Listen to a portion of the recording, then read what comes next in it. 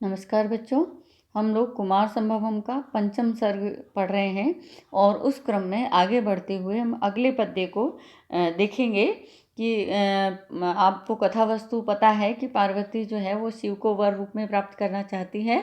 कामदेव को शिव ने जो है वो भस्म कर दिया है और कामदेव को भस्म करने के पश्चात पार्वती ने निर्णय किया है कि रूप और सौंदर्य से उनके स्नेह को नहीं पाया जा सकता, इसलिए मुझे तप करके और शिव को प्रसन्न करने का प्रयास करना चाहिए। तो इसके लिए वो अपनी माता से प्रार्थना करती हैं। वो माता समझाती हैं, लेकिन वो दृढ़ निश्चय है उनका और उन्होंने शिव के पाने के लिए तपस्या करनी ही है।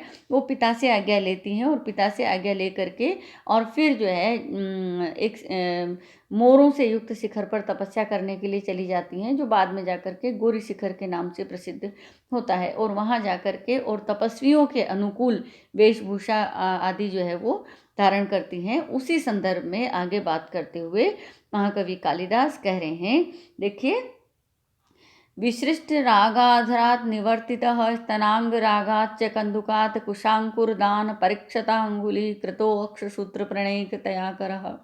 तो विसृष्ट रागाधरात् निवर्तितः, तो विसृष्ट छोड़ दिया है राग लालिमा को, अधरात अधरों से यानी कि ओष्ठ से, निवर्तितः और निवृत्त हो गई हैं, स्तनांग रागात च कंदुकात। तो यहाँ कह रहे हैं कि स्तनांग रागात अरुणितात, जो यहाँ वक्षस्थल पर जो लाल चंदन लगा हुआ है उससे लाल किए गए कंदुकात गेंद से निवर्तितः हटाए गए और कुशांकुर दान परीक्षिता अंगुली ही, और कुश को लेने से, कुशाएं जो है वो जब तपस्या करते हैं तो नियम आदि में जो आराधना आदि है उसमें कुशों की ज़रूरत पड़ती है। तो कुश जो है वो ऊपर से तीखे होते हैं और जब उनको तोड़ा जाता है तो वो उंगलियों में उनकी लग जाती है और उससे जो है खून निकल जाता है, इसलिए उंगलियां घायल हो जाती है। उसी तरफ संकेत करते हुए कह रहे हैं, कुशांकुर दान परीक्षता अंगुली ही। तो कुश को जो है ग्रहण करने से परीक्षत घायल हुई उंगलियों वाला, तया उस पार्वती के द्वारा, करह वो जो हाथ है उसका, अक्ष सूत्र प्रणयी कृतः, तो अक्ष सूत्र से प्रेम करने वाला बना दिया गया।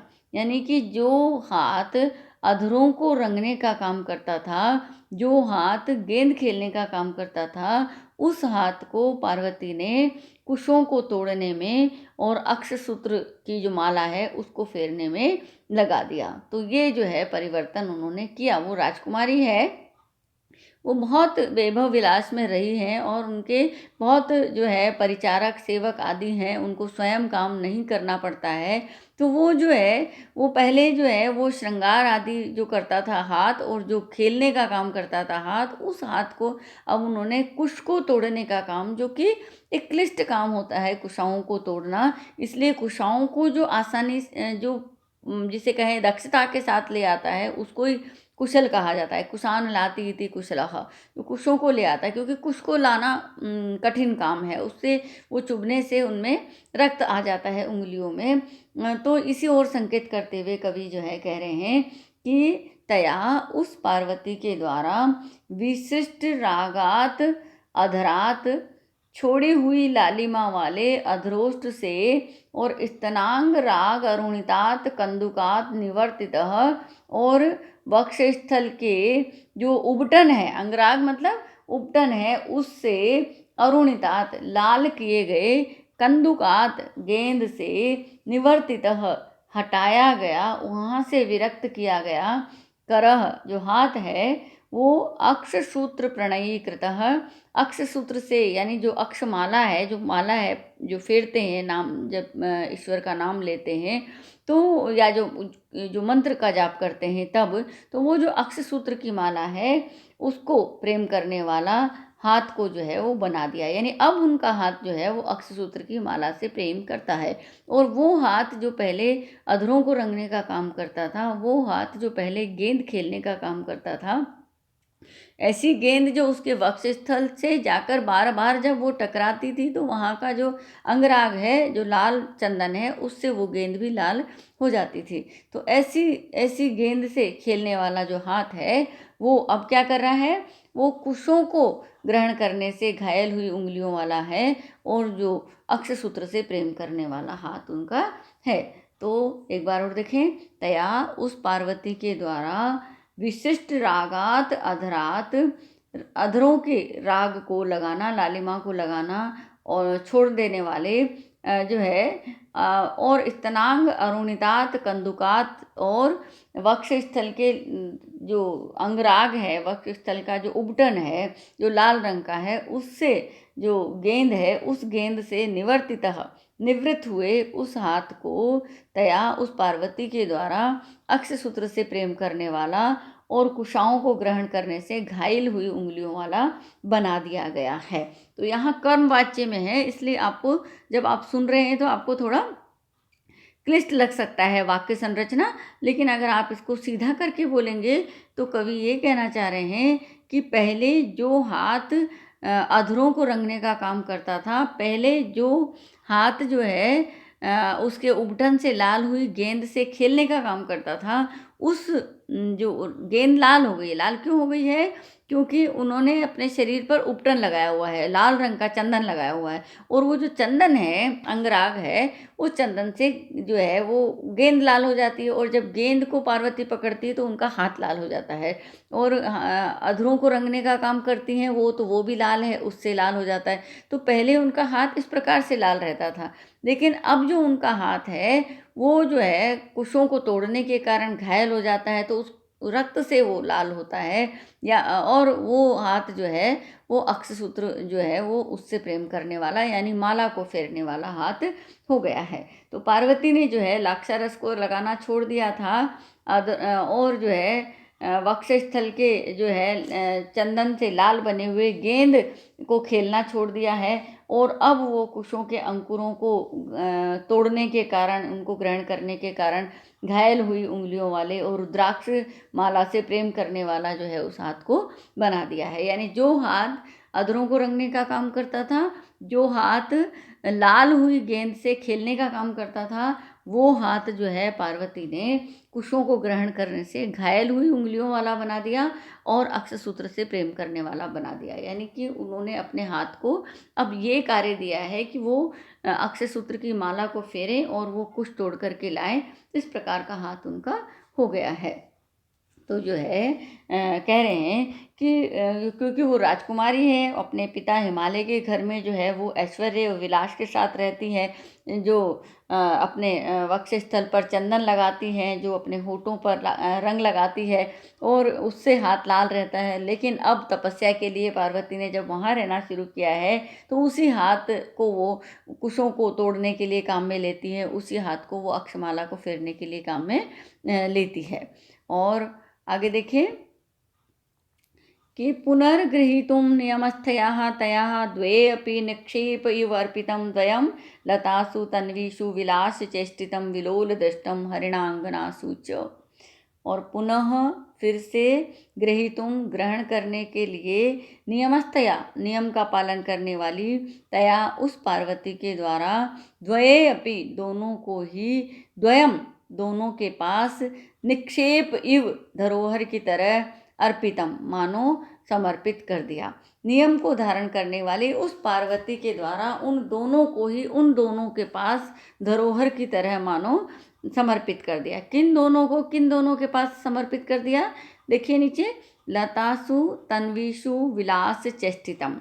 विलास चेष्टितम, अपनी जो विलासपूर्ण जो चेष्टाएं हैं उनको तन्वीषु लतासु, जो तन्वी लताएं हैं, जो कोमल लताएं हैं वन में, उनके पास उन्होंने धरोहर के रूप में रख दिया है। और हरिणांगनासु, और हरिणों की जो अंगनाएं हैं यानी जो हिरणियां हैं, उनके पास विलोल दृष्टम, अपनी चंचल दृष्टि को धरोहर के रूप में रख दिया है। तो पार्वती ने अपनी दोनों चीज़ों को इन दोनों के पास धरोहर के रूप में रख दिया है। क्यों? क्योंकि वो अब व्रत रूपी नियम को धारण करने वाली है। तो इसलिए पार्वती का विशेषण दिया है नियमस्थया तया, नियम को धारण करने वाली उस पार्वती का। तो अभिप्राय पूर्वक जो है विशेषण का प्रयोग यहाँ पर किया गया है। तो देखिए कि नियमस्थया तया, नियम में रहने वाली, नियम को धारण करने वाली, तया उस पार्वती के द्वारा, द्वयम दोनों को ही, किन दोनों को, अपनी विलोल चंचल दृष्टि को और विलासपूर्ण चेष्टाओं को, द्वयपि दोनों के पास में जो है उन्होंने रख दिया है। तो जो है कह रहे हैं कि दोनों को ही दोनों के पास में रख दिया है। तो द्वये अपि अर्पितम इव तन्वीषु लतासु विलास चेष्टितम हरिणांगनासु च विलोल दृष्टम। तो दोनों को ही उन्होंने दोनों के पास में रख दिया है, दोनों वस्तुओं को, द्वयम दोनों वस्तुओं को। कौन सी वस्तुओं को? एक चंचल दृष्टि को और एक अपनी विलासपूर्ण चेष्टा को। विलासपूर्ण चेष्टाओं को कहाँ रख दिया है? कोमल लताओं में रख दिया है। चंचल दृष्टि को कहाँ रख दिया है? हरिणियों के पास में रख दिया है। तो इसका मतलब अब उनके पास वो चीज़ें नहीं हैं। किसके पास? पार्वती के पास। पार्वती ने अपनी इन दोनों चीज़ों को किसी के पास रख दिया है, इसका मतलब अब उनके पास वो नहीं है। तो इसका मतलब कवि क्या कहना चाह रहे हैं कि विलासपूर्ण चेष्टाएं और चंचल दृष्टि को पार्वती ने छोड़ दिया है और उनको कुछ समय के लिए कहीं पर रख दिया है, और क्योंकि अब उनको तपस्या करनी है, नियम में रहना है।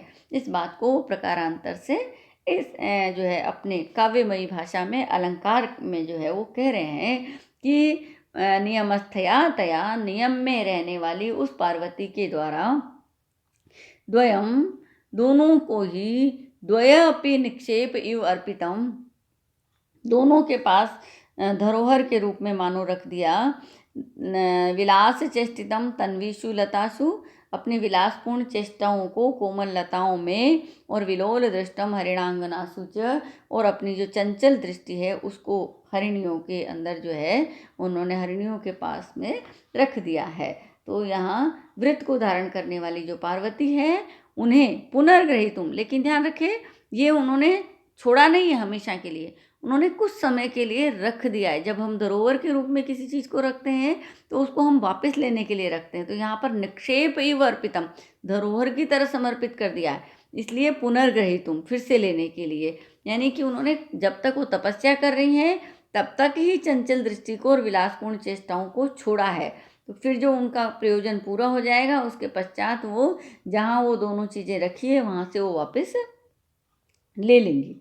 तो कवि जो है वो सीधे तौर पर ये कहना चाह रहे हैं कि तपस्या करने के लिए पार्वती ने कुछ समय के लिए अपनी चंचल दृष्टि को और विलासपूर्ण चेष्टाओं को छोड़ दिया है। तो कवि जो है वो उत्प्रेक्षा में कह रहे हैं कि मानो उन्होंने धरोहर के रूप में रख दिया है। तो इस प्रकार से यहाँ पर जो है वो कह रहे हैं कि मानो उन्होंने जो है चंचल दृष्टि को वहाँ रख दिया हरिणियों में, और जो है विलासपूर्ण चेष्टाओं को कोमल लताओं के पास रख दिया है। तो इस तरीके से जो है वो बात कर रहे हैं कि उत्प्रेक्षा अलंकार है यहाँ पर, जहाँ यहाँ जो है मानो रख दिया है, तो छोड़ दिया है उन्होंने, पार्वती ने छोड़ दिया है तपस्या के लिए इन दोनों चीज़ों को, लेकिन कवि जो है वो उत्प्रेक्षा कर रहे हैं कि मानो उन्होंने रख दिया है धरोहर के रूप में इन दोनों के पास, और वो वापस ले लेंगी। यानी जब उनका प्रयोजन पूरा हो जाएगा, जब शिव प्रसन्न हो जाएंगे, जब शिव से विवाह हो जाएगा, तब फिर से उनको अपनी विलासपूर्ण चेष्टाएं और चंचल दृष्टि की आवश्यकता भी होगी, और उसको वो हमेशा के लिए उन्होंने छोड़ा भी नहीं है। तो उनको जो है वो फिर से ले लेंगी, यानी कि फिर से इनको धारण करेंगे, लेकिन अभी उन्होंने तपस्या के लिए इन चीज़ों को छोड़ दिया है, इन दोनों विशेषताओं को उन्होंने छोड़ दिया है। यानी चंचल दृष्टि को छोड़ दिया है, अब उनकी दृष्टि जो है वो परिपक्व है, गंभीर है, तपस्या के लिए विलासपूर्ण चेष्टाओं को उन्होंने छोड़ दिया है। यानी कि अब उनका जो शरीर है वो मजबूती के साथ तपस्या के लिए तैयार है। तो इस बात को जो है महाकवि कालिदास कह रहे हैं। आगे देखिए, महाअर्ह शय्या परिवर्तन च्युते स्वकेश पुष्पैरपि या स्म दूयते अशेत सा बाहुलतोपधायने निषेदुषी स्थंडिलेव केवलम। तो पार्वती ने क्या क्या परिवर्तन किए हैं, उनमें से अब अगला जो परिवर्तन है वो ये है कि उन्होंने बहुमूल्य शैया पर शयन करना छोड़ दिया है, और वो जो वहाँ पर पत्थर का जो स्थान है वहीं पर वो शयन करती है। इस बात को कवि अपने तरीके से कह रहे हैं कि महाअर्ह शय्या परिवर्तन च्युते। तो महाअर्ह, महा मतलब बहुत ज़्यादा, अर्ह मतलब मूल्य, तो बहुत ज़्यादा मूल्य वाले जो है शैया बिस्तर पर परिवर्तन करवट लेने से च्युते गिरे हुए स्वकेश पुष्पे अपने बालों के जो फूल हैं उनसे भी दूयते इसमें जो दुखी हो जाती थी, यानी जिसको उससे भी परेशानी होती थी, जिस शैया पर वो बहुमूल्य शैया पर शयन करती थी, और करवट बदलने से जो उनके पुष्प जो हैं वो अपने जो फूल जो उन्होंने अपने केशों में लगाए हुए हैं वो पुष्प भी जब बिस्तर पर गिर जाते थे और वो उनके नीचे आते थे तो उनसे उनको कष्ट होता था। तो ऐसी वो पार्वती जो जिसको फूल भी चुभते थे, ऐसी वो पार्वती अशेत शयन करती थी। बाहु लता, अपनी भुजा रूपी लता को उपधायनी तकिया बनाने वाली, अपनी भुजा रूपी जो है लता को तकिया बनाने वाली सा वह पार्वती अशेत सोती थी और निषेध उसी बैठती थी। कहाँ पर? केवलम स्थंडिले, केवल जो है वो पत्थर के चबूतरे पर, पत्थर के स्थान पर ही वो बैठती थी, पत्थर पर सोती थी, पत्थर पर ही बैठती थी। जिस पार्वती को बिस्तर में बहुत बहुमूल्य बिस्तर पर शयन करते समय अपने बालों से, बालों में जो फूल लगे हुए हैं उनके गिरने से ही जिसको कष्ट होता था, वह अब जो है वो पत्थर पर शयन करती है।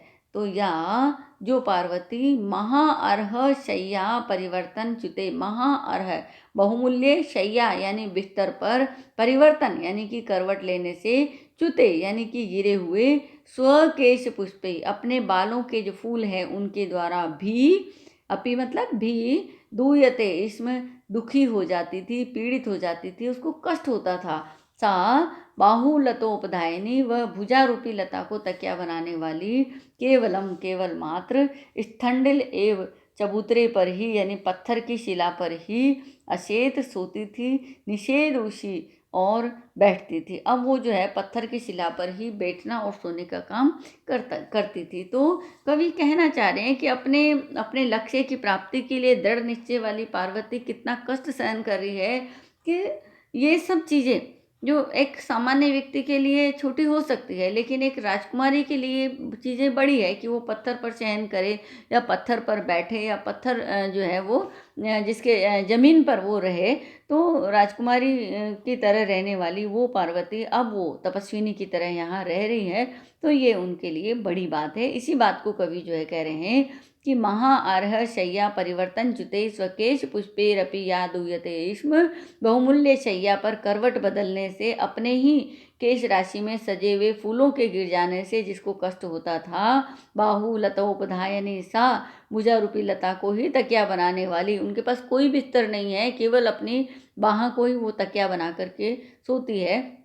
तो बाहु लतोपधायनी, भुजा रूपी लता को ही तकिया बनाने वाली सा वह पार्वती, स्थंडिल एव केवलम अशेत निषेधुषी, केवल पत्थर पर ही वो शयन करती थी और बैठती थी। तो ये पार्वती की दृढ़ निश्चय, पार्वती का कठोर तप, पार्वती के परिप्रेक्ष्य में और ज़्यादा कठोर तप, उसको बताने के लिए पार्वती के आचार विचार को, तपस्विनी के रूप में उनके आचरण को, उनके त्याग को, उनके संयम को, धैर्य को, अटल निश्चय को बताते हुए कवि जो है कह रहे हैं कि जो पार्वती अपने फूलों से भी उन जिनको कष्ट होता था, वो पार्वती अब पत्थर की चट्टान पर ही बैठती है, शिला पर ही शयन करती है।